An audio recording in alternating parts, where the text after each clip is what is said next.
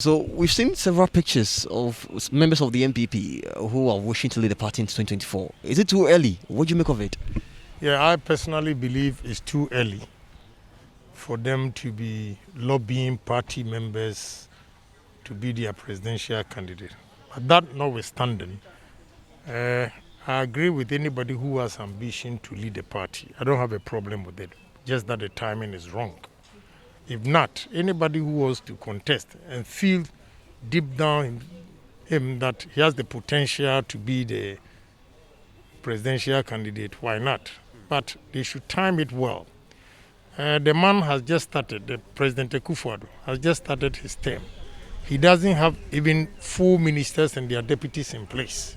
So for them to start lobbying, I'm going to be this, it will destabilize and disintegrate the party. And when it starts from now and it's so deeping like that, it becomes a problem to the party. That is why I am saying that they have to slow down. You can have your ambitions, all right, but let's work hard for Ghanaians to accept us, that anybody who comes, you'll be given the opportunity to lead the party and the country.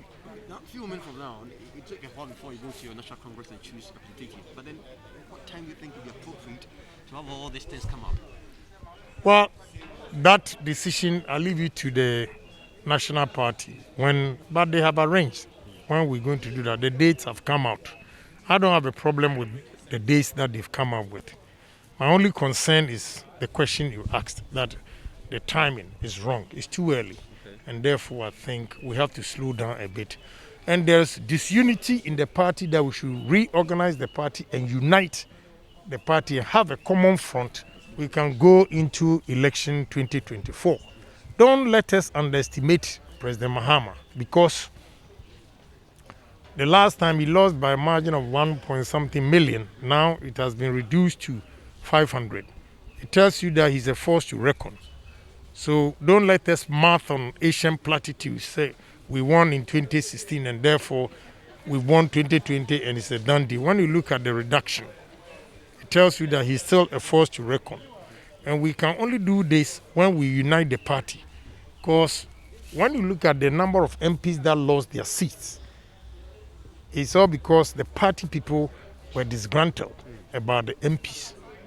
So the question is, have we been able to resolve that? If you don't do all these things, and now you start campaigning, you have ambition, you're going to do this, it's still going to affect us.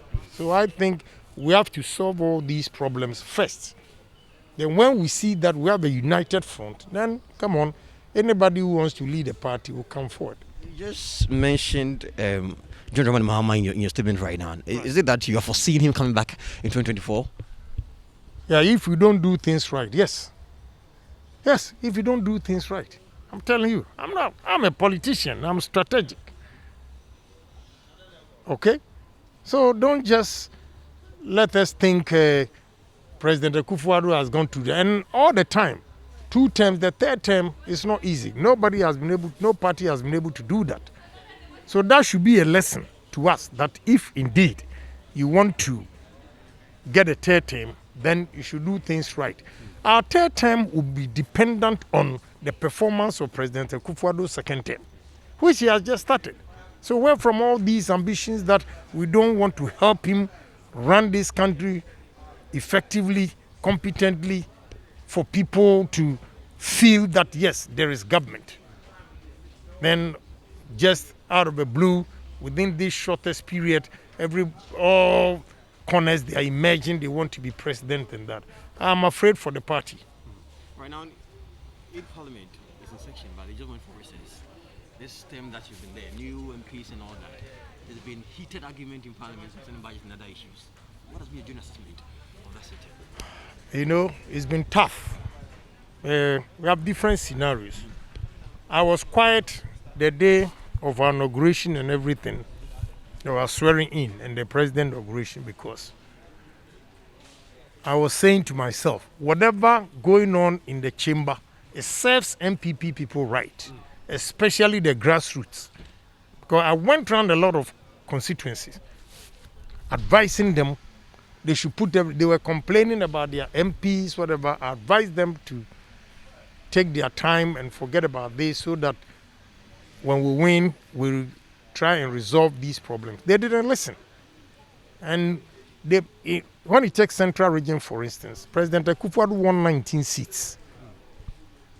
And there were only 10 parliamentarians out of 23. But in 2016, we won 19. You see? So it tells you that our own people are so disgruntled about they were disgruntled about the MPs, which is, I personally believe it's no fault of the MPs, but it's the government. How is the fault of the government? Yeah, it's the government. On the ground, so How would the MP, am I the one who gives contract for road? You see, the people blame a lot of MPs for nothing because they didn't know whom to blame. Am I the one to go and construct the roads? Am I the one to construct the hospital? If I take my petition to Ministry of Health and he doesn't honor it, what do? If I take my petition to Roads Ministry and he doesn't honor it, what do? But then, when did this be as a result of the promises some MPs make as they contest for the seat? Yeah, they also have themselves to be blamed. That I agree with you. They promise heaven. One of them, I cautioned him. He was saying that he will use common fund to do this, do that. Then I started laughing. Do you know how much you get from common fund? This, what we are saying, will go against you.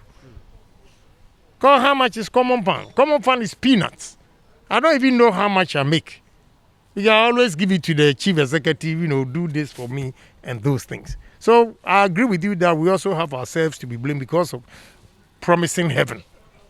Then it affects us. But if I promise heaven and the government will agree with me and support me, my heaven will come through. Yeah, but MPs. I was one of the highest paid MPs in Parliament because I don't have any loan apart from my car loan. But my salary was 13,000. And when was this? I mean, the last, yes, my salary was 13,000 cedis. When you come to my house and you see the number of people lined up, you ask yourself if 13,000 can pay their school fees. Yeah. So they had problems. Let's go down to those on the ground. I mean, with the Ghanaians, what should be our mindset anytime we are treating an MP? Since you are talking about you see, the MP but the government. Let me tell you, politicians are afraid to speak the truth. Politicians, we endorse irresponsible behavior of some parents. Some parents are so irresponsible. You are a guy, you go and sleep with a woman, have a good sex with her, make babies. Then you foolishly bring your responsibility to me that you've named a child after me, so I should take care of him. Have you been getting that? I have over 200 kids that they've been named after me. People name their kids after When you were making sex, making love with your wife, did you mention Agyapong's name? Stupid. And we are not bold to criticize these things. What do you think one will name his or her son after you? Because, traditionally, when they say they've named a child after you, it becomes your son or your daughter. Yeah, so that's your response. They come to my house, all the way from Sashi. When they come and say, oh, I named my child after you, I say, okay, thank you. They will stand there till about 5, 6 p.m. But you say you named the child after me, so go. Why are you standing here? Because you have to give something. And do you give? Yeah, but what do? You'll be counting your life. Standing there from maybe 10 a.m. to about 6 p.m. still waiting for you to give them handouts. But let me tell you, I said something on the radio. Me, I'm not scared though. You are saying that go and be president. The things I'll tell you people, you sit up and go and work. Here, go and be president. I will march all of you to go and work. Here. Because you sit here and depend on government for everything. How can the government satisfy 32 million people in this country? So you continuously be poor. Because government can't satisfy everybody.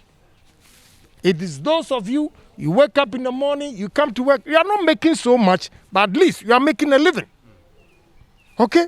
So we need to conscientize the people to stop thinking that government has to give them everything. It won't help us. Let's look at this. Let's say in a day, how many people approach you in your house or wherever you go? How many people approach you? Look, here. Even moving pick, I've put a sign there because of coronavirus, I'm not receiving visitors. They will still queue. They will sit there. I don't know why the security even allowed them to enter. They will enter. When I go to my hometown, but this time I say I'm not going again. You go to hometown again? I'm so pissed with the way they voted for that NDC boy who didn't do anything. Because 50 Ghana cedis. I'll punish them for that. Since December 8th. I just went there last week. I don't care. I'm not going here. I got to live life, boy. I'm not going to shove their irresponsible behavior all the time. I watched one interview where you stated that you're not going to be building factories in your hometown again and all that. No, I won't do it. Is that the result? Because my hometown, they will think when they are working for me, they think I'm working for MP. Okay? They think they are doing me a favor. They are not doing me a favor. Anybody, if I put the factory here in Accra, the people from my hometown who have migrated to Accra, it is because they want to change their life. That is why they've moved from Accra to this place. They become more serious than those who sit there. You take the factory there and they think working for you, they are doing you a favor. So I'll put the thing here. When I come, and that is what you want to do, if you ask me for 10, I'll give you 2. Then I go. Case closed. You see, we have to be bold and address these issues. It's becoming too much. Because my time, I was hawking on the street. I didn't get any uncle, any friend to help me. And today somebody will come from Holland, trace 1860 history. They migrated from Asedompim to from Fuanse, Nairobi, whatever, everywhere. Now you are my brother, you are this. When I was hawking on the street, was there anybody there? We should begin to speak the truth. I'm not saying we shouldn't help people. We have. But some people take advantage of kindness and abuse it. Okay? So I don't know what we can do. Let me ask you an opposition question, actually. Yesterday we received a letter, we saw a letter from Kujoto that he had resigned from the appointment committee and all that. Yeah, what do you make of it? He has every right to do that. If his conscience doesn't serve him right of what is happening, I don't know what is happening there. But if his conscience doesn't serve him right, he has every right to say he's not going to be a member of that thing. And I applaud him for that. Tell me, let's give me a rating of how the only speaker Alban has fared in the house. I can't give any rating, but what I can say is the way I see Babin now, the whole Ghana executives, judiciary, Ghanaians, they will respect parliamentarians. They will applaud him. Because how can we go to parliament? We have a committee meeting and they'll bring us water, not even tea. When I came here, you brought tea here to come and serve me. And they treat us like kids. You see MPs rushing for food. What kind of nonsense is that? Babin will change it. I have confidence in him. I don't care whether he's... Huh? Yeah, why not? But he also has to tone down. Me, he's been my lawyer before I came to parliament. The other day, he screamed at me, but he didn't know I was offended. I just forgave him because it's his first time. Because what I was going to say, my policy is, and he has to get it straight. Even if he